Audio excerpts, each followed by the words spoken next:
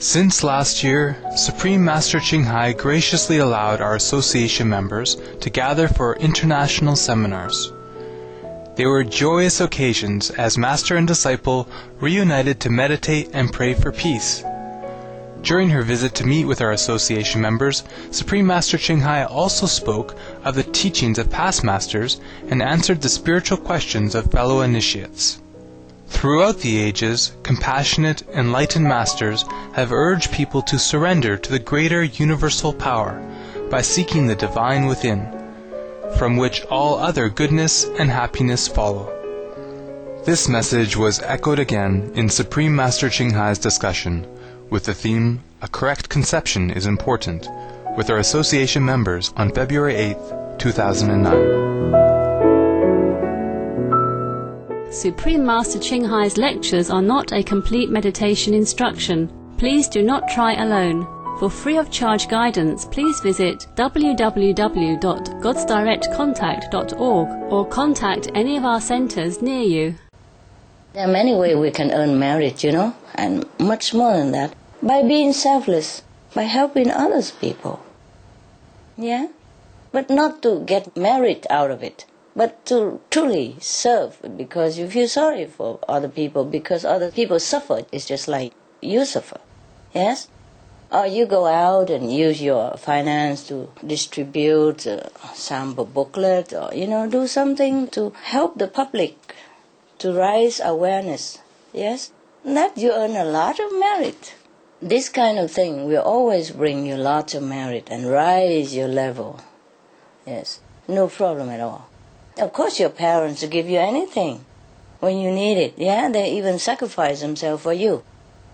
But if you can, why don't you go out and work and have your own bank account and relieve your parents of some of the trouble and, let them have a little bit extra money to go on their old age vacation, 34 years, diamond, jubilee, whatever. That wouldn't be nicer, yeah? Okay. So we, the practitioner, must have a right conception about how to behave, what to be as a human. Yes, never thinking of to take even anything at all. Anything at all. Even blessing, no. Because it will flow to you automatically. But by wanting it, your mind step in, your ego stop it, and then we have even more problem of getting the blessing distributed to you. Yes. By grasping thing, we don't have it very nicely. If we have it at all, we don't have it now. Of course, in desperate situation, we pray. Or before we meditate or something, pray like, okay, please help me to have a good meditation. Yes, that is a very good prayer. Yeah, good request. Yes, good meditation. Why? So that you have more wisdom and your level elevate, and then you can use it to help other people. Then it's a very good request. But not so that you go up very high and then you feel cool about yourself and go out and say, I'm already on the 6th level. You know that? Just master doesn't say nothing but yeah.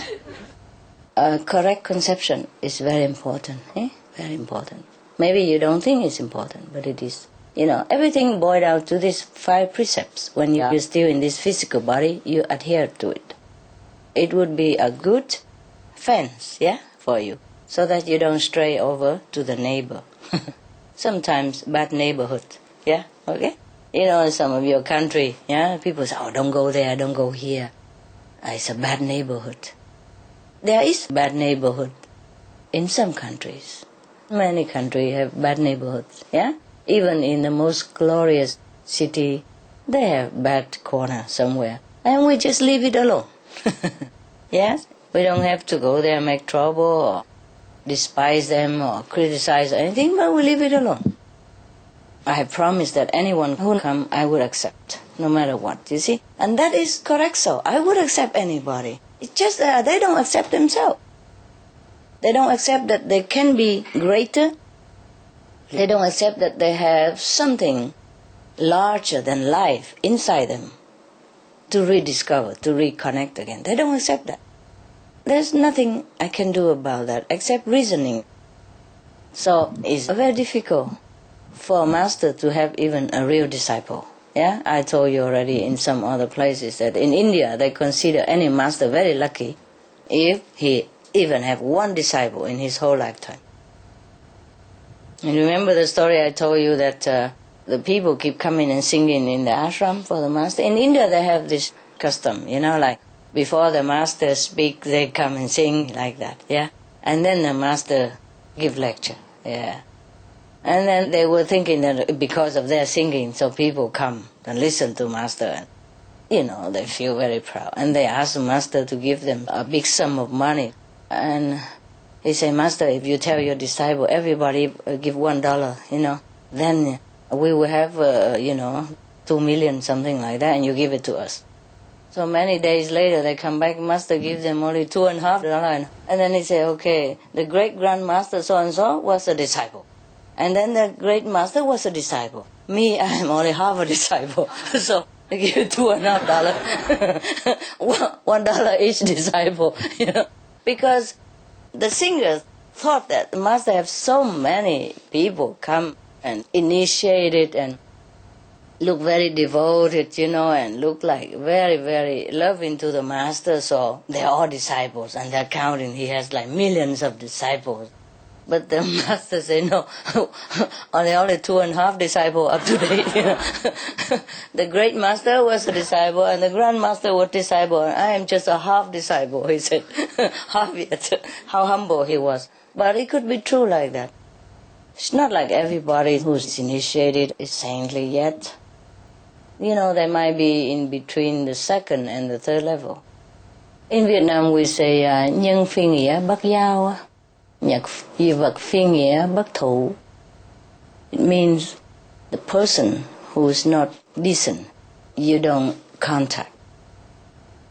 Anything that is not decent, you don't keep. And not decent means it's not virtuous enough, something that comes from not a very good source.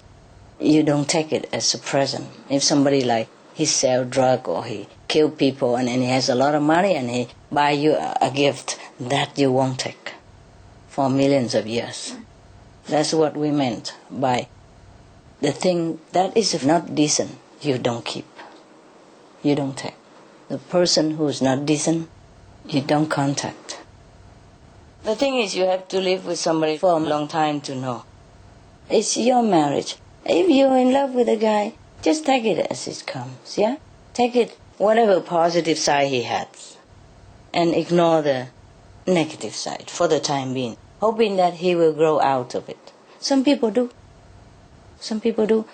Sometimes they encounter some very difficult situation, and then they just grow out of it. They became enlightened. They understood things. It's just like in Vietnam we say, if you don't have children, you never understand your parents. Okay?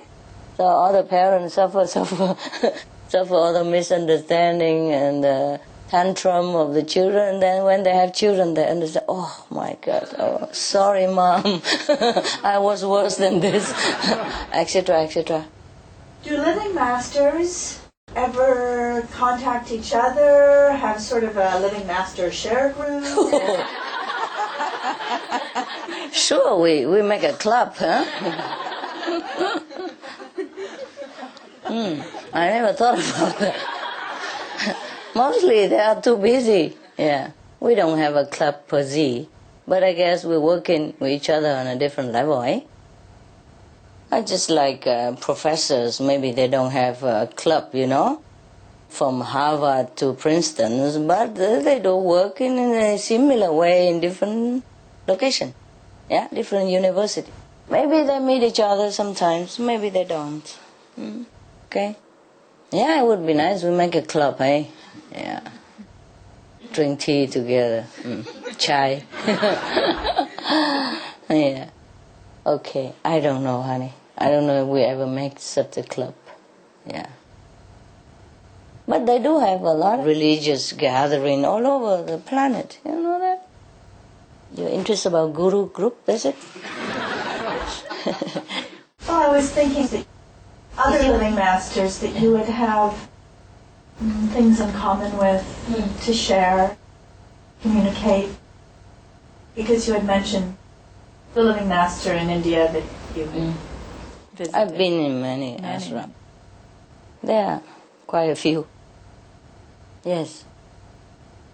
Amongst the living masters that are alive on this planet, on a spiritual level, how is it going in terms of working with you to save the planet and, promote the vegetarian diet and climate change? They do it in their corner already. If they are a master and they teach vegetarian to people, that is already doing something, They do support by their way of life. They meditate, they're vegetarian. I guess you've answered the question, like in their own way they can promote the veggie diet.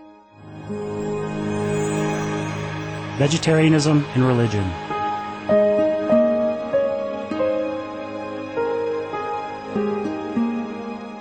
The Baha'i Faith.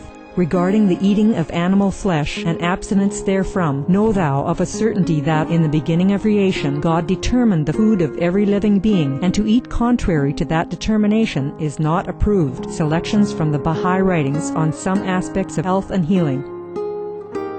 Buddhism. All meats eaten by living beings are of their own relatives. Lankavatara Sutra. Also, after the birth of the baby, care must be exercised not to kill any animal in order to feed the mother with meaty delicacies, and not to assemble many relatives to drink liquor or to eat meat, because at the difficult time of birth there are innumerable evil demons, monsters and goblins who want to consume the smelly blood. By ignorantly and adversely resorting to the killing of the animals for consumption, they bring down curses upon themselves, which are detrimental to both the mother and the baby. Ksitigarbha Sutra, Chapter 8. Be careful during the days immediately after someone's death, not killing or destroying, or creating evil karma by worshipping or offering sacrifice to demons and deities, because such killing and slaughtering committed, or such worship performed, or such sacrifice offered, would not have even an iota of force to benefit the dead, but would entwine even more sinful karma into previous karma, making it even deeper and more serious, thus delay his rebirth to a good state. Karma means retribution. Ksitigarbha Sutra, Chapter 7. Gao Dai, the most important thing is to stop killing, because animals also have souls and understand like humans. If we kill and eat them, then we owe them a blood debt. Teachings of the Saints. Christianity, meats for the belly, and the belly for meats, but God shall destroy both it and them. Holy Bible. And while the flesh was yet between their teeth, ere it was chewed, the wrath of the Lord was kindled against the people, and the Lord smote the people with a very great plague. Holy Bible. Confucianism.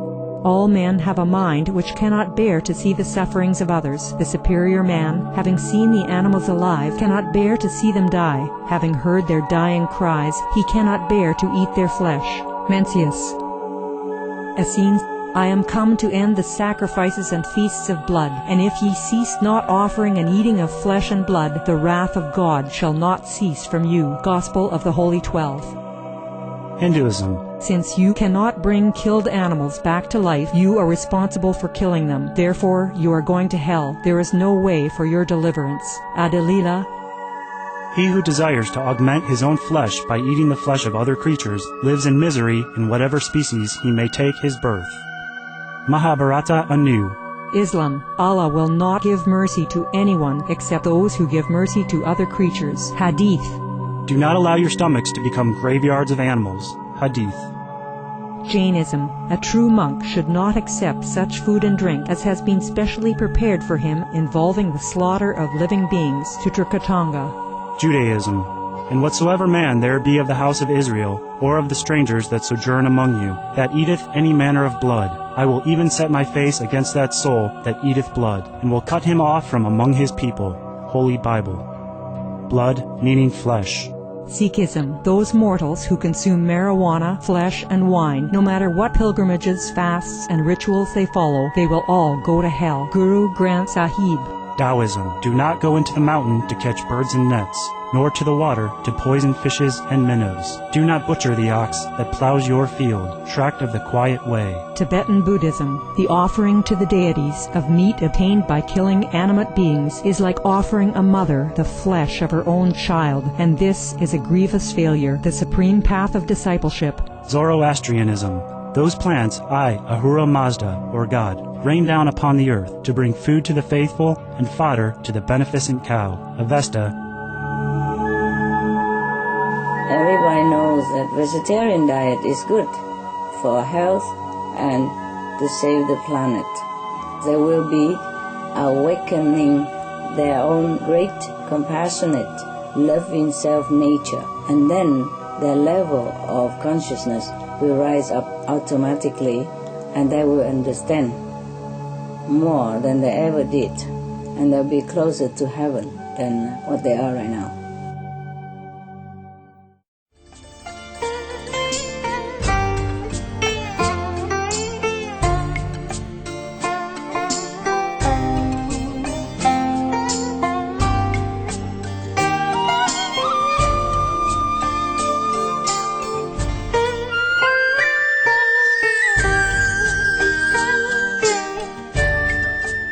We thank you for your gentle presence for today's episode of Between Master and Disciples. Join us again next Monday for part 2 of A Correct Conception is Important.